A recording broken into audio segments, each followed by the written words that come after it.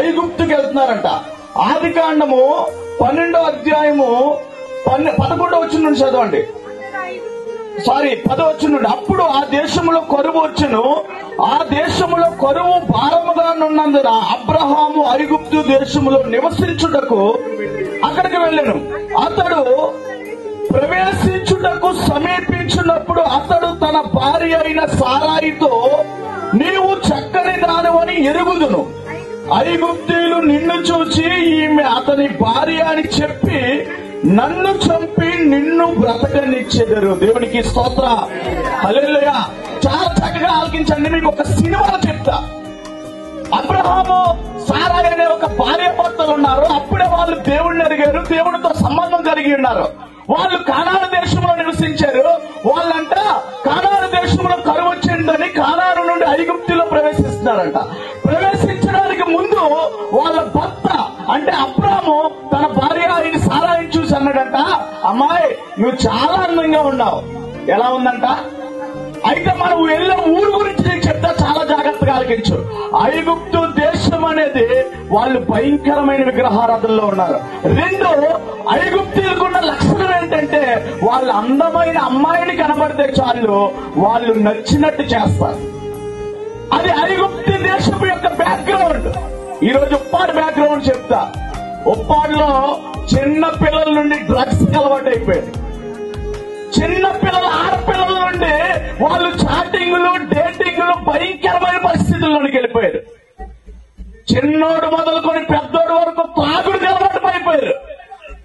వయసుతో తారతమ్యాలు లేకుండా వ్యభిచారానికి అలవాటు పడిపోయారు. అంతెందుకండి, పని చేసుకోవడానికి పక్క రాష్ట్రం నుండి ఒరిస్సా వాళ్ళు వస్తే చిన్న పిల్లోడు మొదలుకొని పెద్దోడు వరకు వాళ్ళని ర్యాగింగ్ చేసి ఏడిపిస్తున్నారు. ఇది ఉప్పాడు పొజిషన్. ఇలాంటి పొజిషన్ ఆనాడు ఐగుప్తీయులకున్న లక్షణం ఏంటో ఈనాడు ఈ మన ఉప్పాడు ప్రాంతంలో ఎన్ని లక్షణాలు ఉన్నాయి చూడండి. చిన్నోడు ఆడికి సమాధానం చెప్పలేకపోతున్నారు.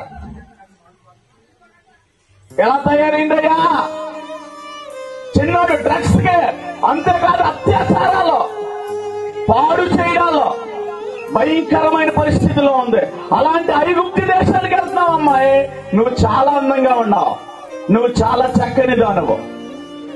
వాళ్ళు నిన్ను చూసి నా భార్య అని తెలిస్తే నిన్ను బ్రతకనిచ్చి నన్ను ఏం చేస్తారు? చంపేస్తారు. తర్వాత అద్భుతమైన మాట ఉంది చూడండి. అబ్రహాము తన భార్యతో అన్నాడంట, నీ వలన నాకు మేలు కలుగునట్లు నిన్ను బట్టి నేను బ్రతుకున్నట్లు. ఒక భార్యకి ఒక సంఘానికి ఉండాల్సిన లక్షణం ఏంటంటే నిన్ను బట్టి నీ భర్త బ్రతకాలి, నీ అందాన్ని బట్టి బ్రతకాలి. సారా అందాన్ని బట్టి అబ్రహాము చెబుతున్న మాట ఏంటంటే, అమ్మాయి నీ అందాన్ని బట్టి నేను బ్రతకాలి. ఒకసారి మీరు ఆలోచించండి స్త్రీలారా, నీ అందాన్ని బట్టి నీ భర్త బ్రతుకుతున్నాడా చస్తున్నాడా? నీకున్న టాలెంట్ని బట్టి నీ భర్త బ్రతుకుతున్నాడా చస్తున్నాడా? భర్త నీకున్న జ్ఞానాన్ని బట్టి నీ భార్య బ్రతుకుతుందా చస్తుందా?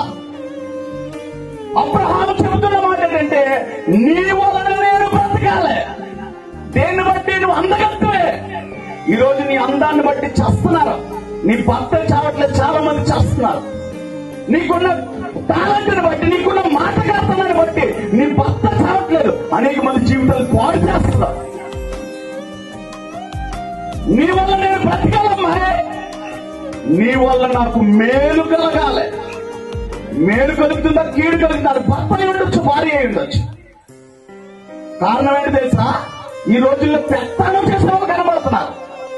ఏ పెళ్లి కార్యక్రమం చూడండి, వాళ్ళు వాక్యంలో కూర్చోరు. వాక్యం అంటే వాళ్ళకి పడదు. సంఘాలకు వెళ్ళి చూడండి, సంఘాల్లో వాక్యం చెప్పేటప్పుడు బయట తిరుగుతారు.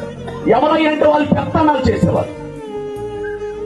నీ వల్ల స్త్రీ సంఘానికి సాదృశ్యం, స్త్రీ సంఘానికి సాదృశ్యం. సంఘము వల్ల దేవుడి నామానికి మహిమ కలగాలి, సంఘం వల్ల దేవుడి నామానికి మేలు కలగాలి. దేవుడి నామానికి అవమానం పెత్తనం చేసిన వాళ్ళు కనబడుతున్నారు. పెళ్లిళ్ళు వచ్చాయంటే, పేరెంటాలు వచ్చాయంటే, ఏదైనా కొంచెం మాట కడతాను తెలిస్తే పెత్తనం చేసేస్తావు కదా. కుటుంబాన్ని కట్టుకోవడం అర్థమవుతుంది. అర్థమవుతుందా? పిల్లలకి బుద్ధి చెప్పడం అర్థమవుతుందా? నీ వల్ల బ్రతుకుతున్నారా, చేస్తున్నారా? ఐగుప్తుకి వెళ్తున్నాం మనం. ఐగుప్తు అంటే లోకంలో జీవిస్తున్నా. నీ వల్ల నేను బ్రతకాలి.